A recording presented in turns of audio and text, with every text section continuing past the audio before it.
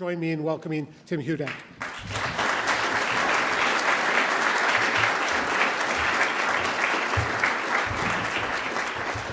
Well, thanks very much, David. Appreciate the kind words of introduction and the sympathy. I'm playing the job as official opposition leader.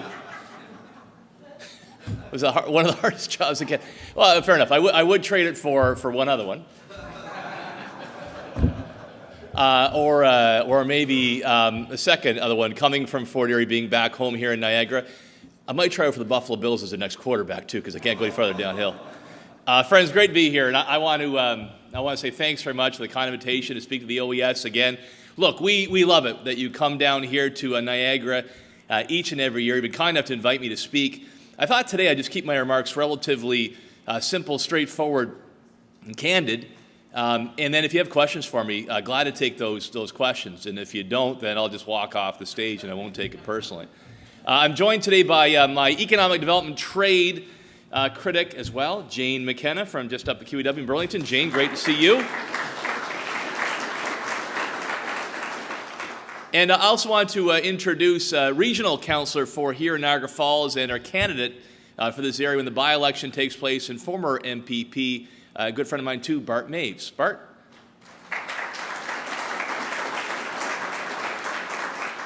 We are in Bart's riding here at White Oaks. Look, let me say right off the top to Ann and to Alan as well, I really appreciate what the Chamber of Commerce has been doing and how you've been driving the agenda. In your role, I appreciate the comments from David on our old, bold, forward-looking white papers. You're doing a hell of a lot of heavy lifting. And I find that a lot of our ideas actually line up. I'll talk about a few of those here today. But let me say to all members of the Chamber of Commerce and those contemplating joining the Ontario Chamber of Commerce, congratulations on the strong, effective leadership you have here with Alan and Ann as the chair. They're doing a great job.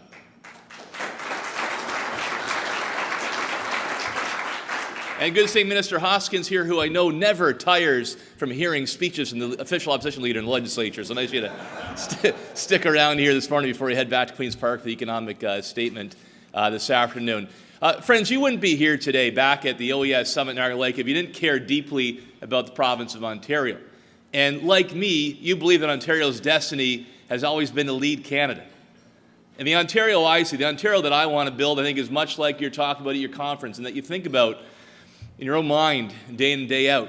The kind of Ontario where men and women wake up with a good job to go to, that they look forward to tomorrow as much as today, knowing they have the comfort of security of a good job, a chance of more take-home pay to provide for their kids and their grandkids. An Ontario where entrepreneurs and business leaders have the confidence to invest, and of all places they can invest, they look here to Ontario. And in so doing, with a healthy, vibrant economy, that means we have the wherewithal to meet the incredible nature of Ontarians to help out the most vulnerable, so that kids with special needs get the assistance they need in our schools, that an aging parent at home will get the home care they need to stay at home, and we invest in our highways and our subways to help break gridlock and get goods to market. That's the kind of Ontario we always want to see. In short, an Ontario that leads Canada, leads North America, and is a beacon of the best talent anywhere in the world that's set home here in the great province of Ontario. But I'll let you in on a bit of an open secret. When you walk out there after the OES Summit later today, that's not what we see across our province. Sadly, we've lost over 300,000 well-paying manufacturing jobs that in so many ways were the backbone of middle class in our communities from Niagara to Toronto to North Bay.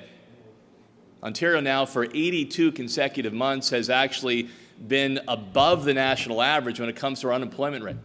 I mean, whoever imagined a time when the mighty province of Ontario for almost 7 straight years would be underperforming the average in Canada when it comes to job creation? And sadly, we're deep in debt. In fact, we're on pace to tripling our provincial debt, as Don Drummond pointed out just over a year ago, if we don't get off the path that we're on here today. I'll ask you this too. For that dramatic increase in spending, for all that debt that we've now put on the shoulders of our kids and our grandkids, can you honestly say that we've got the best healthcare system in the world, or even Canada? Or do we find that you've got to fight like hell to get something done for a loved one? That people have to look to other provinces to get that new pharmaceutical treatment that's going to fight cancer? And in the education system, for all that we spend, can we really say that our kids are being prepared for the challenges of the 21st century, much different from the time that I went to school at nearby Notre Dame College School here in the Niagara Peninsula? Or does it seem like it's more about what's good for the union leadership as opposed to what's good for our kids? And can we honestly say that investments have paid off in faster movement of goods and services of people? Or are we basing our system in increasingly creaky infrastructure when it comes to our transit systems and our highways? It's a question I ask myself each and every day. But here's the good news. We can actually turn this around.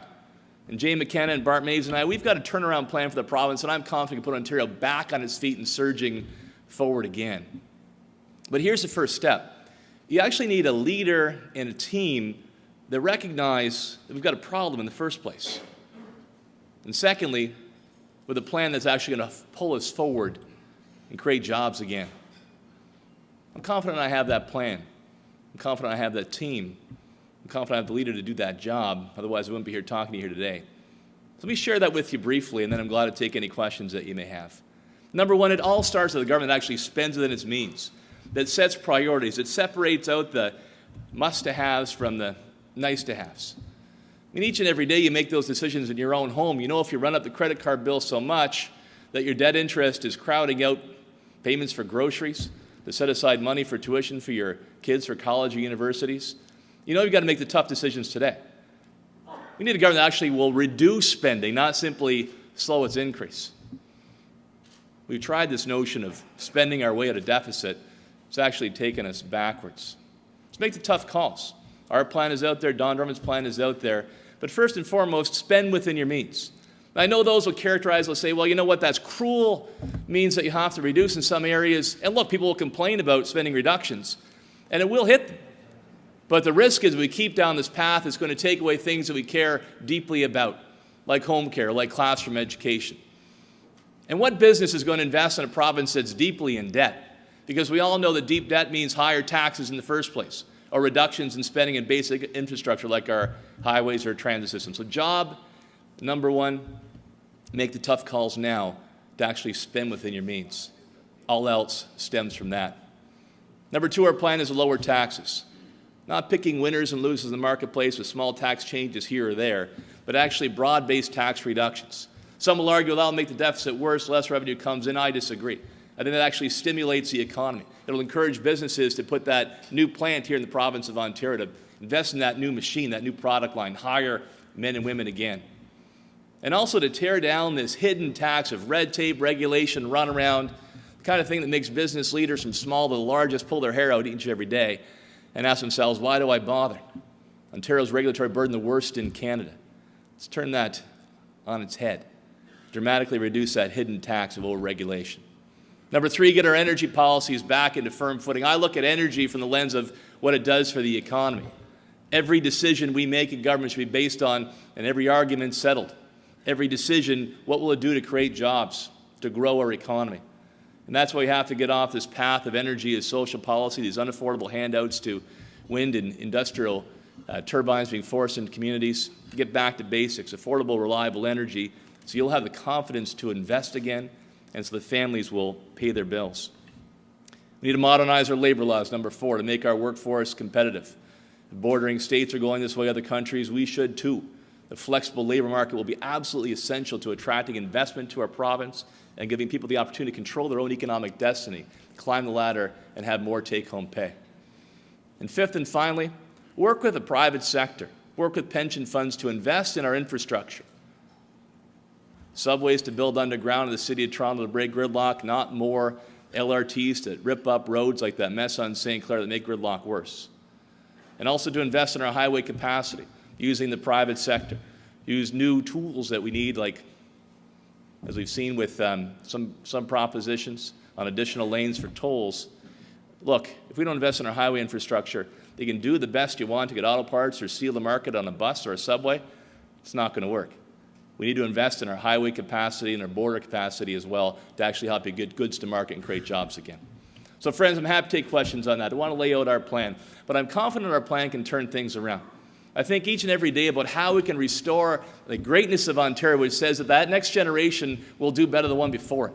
I think each and every day as I wake up in the morning before I go to bed about how I'll hand off to my daughter Miller the stronger, more prosperous, more confident province of Ontario. And I think of my neighbors and friends who have sons and daughters at home with a college degree or university degree but no job to go to, how to put them to work making their own way in the province of Ontario. Friends, we got what it takes. We can turn this province around. We can make Ontario shine again. So let's stop waiting for better, and let's make better happen. Thank you very much.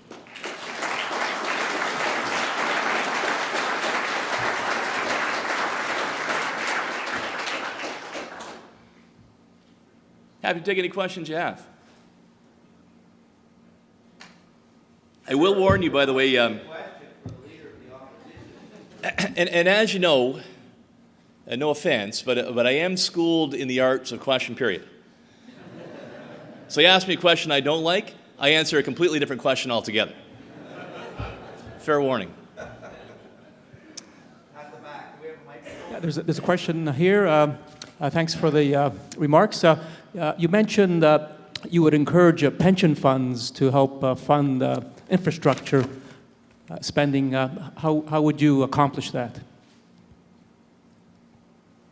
I don't think there's any particular magic to it. Pension funds are investing in water and sewer projects, in subways, in highways, in hospitals. They're just doing it outside of Ontario. They're doing it in the UK, they're doing it in Australia, they're doing it in the States, they're doing it in other provinces. So how do you do it? Make sure it's a deal that's worthwhile, that they actually have stability and can trust the partner they're working with in government. Make sure they have that long, predictable rate of return to invest in our great province of Ontario. But I hear this every day and I see tremendous potential. For example, right off the top, subways and highways. Right? Encourage that public sector investment in the long term. They have a steady, predictable rate of return for their pension members. And that also means the government doesn't have to raise taxes to pay for these types of projects. If we look at the old way of financing transportation projects, gridlock will be even worse 10, 20 years down the road. So why don't we do what they do in other jurisdictions to get that investment going? And then when development happens along a subway corridor, for example, from increased commercial multi-residential units, you look at the spine down the Yonge line, you look at the spine down Bloor, that helps to pay off those investments in the long run. Commercialize the subway stations as well, because honest to God, I don't know those that spend some time in the city of Toronto, I do for my work all the time. Doesn't it feel when you walk into a subway station that you're walking back into 1970s Stalinist Russia? And there are more businesses there. And last time I checked, even though it's relatively mild today, we live in Canada, for goodness sakes. It gets cold 6 months of the year.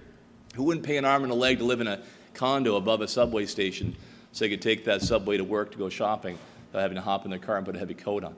Right? There's lots of different ways of doing this. My point of view, engage the pensions are investing everywhere else in the world except Ontario to help lay down these tracks and lay down this asphalt. If we don't, friends, we can have the best jobs plan in the world. I'm confident we actually have a very strong and serious jobs plan. It won't get us anywhere if we're stuck in gridlock in the GTA. Sure, you can applaud for that. Thank you. We've probably got time for a couple more, and then we're going to break. Hi. Sarah Diamond, Ontario College of Art and Design University.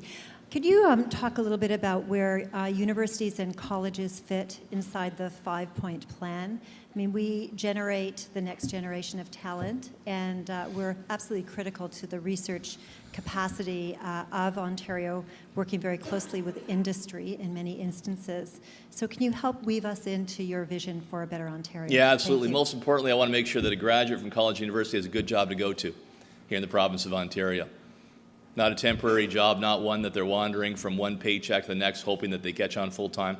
I want them to graduate in a marketplace in Ontario that actually restores a promise of this province, that they can get a job, move ahead in their career. Look, it's all about jobs and the economy, and if I'm up here for a long time, and I think I'm not, I'd answer a lot of these questions by I have a plan for that. We've put out 14 white papers, and David was kind enough to mention that in his introductory comments. Let me ask you, I'm going to throw a question back at you. Have you heard about this? Throw your hand in the air if you heard about our white papers. Okay, not bad. Good, thank you.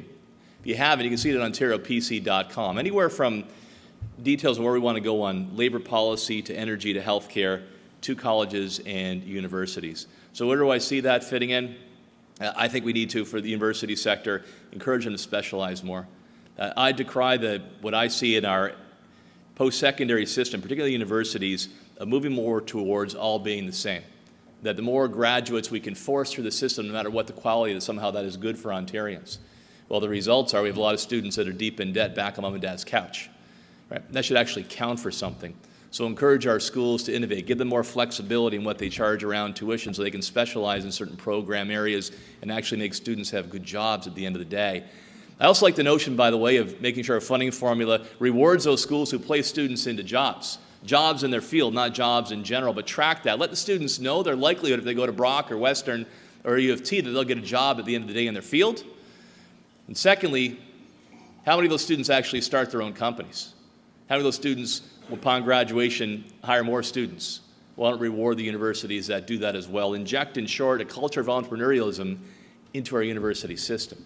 I see a greater role for the colleges, quite frankly. We've brought forward, I know it's caused some consternation among some in academia, but a college's first policy. I think we dramatically undervalue the strength of the colleges in the system. The practical, technical training move into jobs. So why not track our colleges back into the high schools? Allow students the opportunity to take a course that counts both towards their high school diploma and their college degree.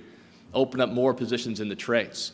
In fact, one of our papers that I'm migrating to now has a vision for bringing 300,000 high-skilled advanced manufacturing jobs into our province. The colleges should play a key role. And if a student enters college and they want to go to university after all that, fantastic. Allow that to happen too by tearing down these systems that won't count credits back and forth. I could go on and on about the college and universities, a few highlights. If you want to see more, look at our plan on OntarioPC.com on how we make sure our students graduate, job ready, career ready, and can start their own businesses with confidence. We could probably take one more. No? Okay, got one. Sorry, Alan. Go. If I can. I just quickly... This is not good. Alan says, oh, geez, Yeah, when you grab the microphone. Tim, thank you very much for the assignments of both Bob Bailey and Bev Shipley. We really appreciate the support in our area from those two gentlemen. Just a question as to where you see non-urban / rural Ontario driving the economy of Ontario forward over the next 5 to 10 years. Well, look, I get off the back of small urban and rural Ontario. You know, I think one of the problems we have right now is that we've got a series of legislation from Places to Grow to Planning Act reform that thinks everything is Eglinton and Yonge across the province. Rules are constraining urban sprawl around Toronto are imposed on areas like Sarnia or Niagara. Look, not too far, you just head south on the QEW from here, a large swath of land at the town of Fort Erie, my hometown where I was born and raised. They wanted to open that up for industrial development. And all of a sudden, the government came down and said, no, you can't do that. We're going to declare it I guess they declared it a wetland all of a sudden and rob the community of job opportunities right off the QEW between a couple of exchanges. I mean, where would you actually want economic development? In Grimsby, just heading west of here along the QEW again, another property that was fully serviced that had been determined to be set aside as well by the provincial government. So the town of Grimsby actually believed it. So it's fully serviced. So that's tremendous for the frogs and the turtles in that property. Maybe they'll get Wi-Fi as well. Not so good for jobs. Number one, get off your backs. Make decisions there because the province is not one big identical area of the province. Number two, I just fundamentally believe that our policies around reducing taxes, getting energy rates under control, tearing down the red tape barriers, all of that's going to contribute to growth in Lambton County and Sarnia, here in Niagara, as well as the city of Toronto. Last thing I'll say to you, I think something that Bob Bailey's pushing really hard, the natural gas boom, the evolution of the opportunities from the shale gas just across the rivers and lakes from here, that can be a game changer for our province when it comes to energy, home heating costs, manufacturing, value-added production. Sarnia can gain in a big way from that, so I'll throw that on the table as well, and your guy Bob Bailey's doing a great job driving that agenda. Friends, thanks very much. Great pleasure to be here. Appreciate the time. Thanks for having me back, and thank you for your dedication to the great province of Ontario.